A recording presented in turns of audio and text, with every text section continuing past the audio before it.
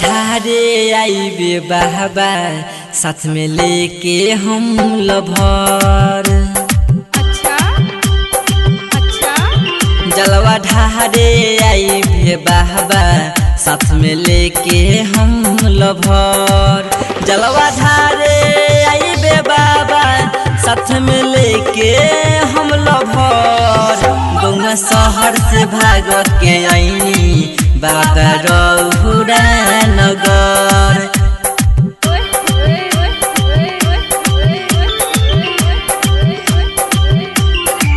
जलवा ढारे आईबे बाबा साथ में लेके हम लभर।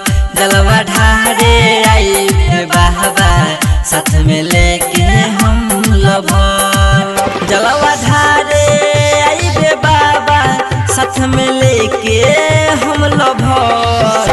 गौवा शहर से भाग के आईनी बाबा रहुरा नगर। जलवा ढारे आईबे बाबा साथ में लेके हम लभर।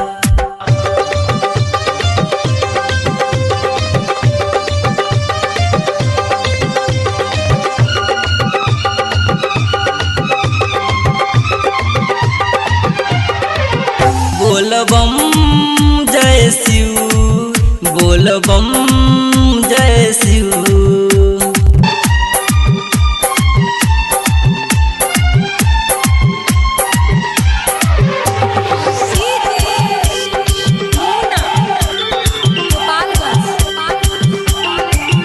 बड़ी भीड़ लागेला बाबा रहुरा हाई नगरी में। रहुआ के सभे जाने लाई पूरा सगरी में। बड़ी भीड़ लागेला बाबा रहुरा हाई नगरी में। रहुआ के सभे जाने लाई पूरा सगरी में। कर जोड़ी कही बाबा तनी फेर दीना नजर। जलवा ढारे आईबे बाबा साथ में लेके हम लभर। जलवा ढारे आईबे बाबा साथ में लेके हम लभर। जलवा ढारे आईबे बाबा साथ में लेके हम लभर। गौवा शहर से भाग के आईनी बाबा रहुरा नगर। जलवा ढारे आईबे बाबा साथ में लेके हम लभर।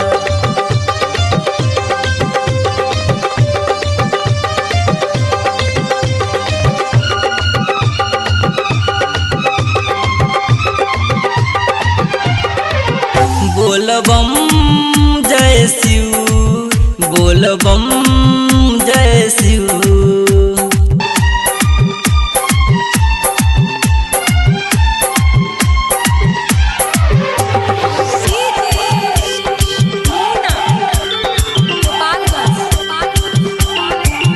कहरी गुहारे बाबा तनी सुनली मोरे पुकार।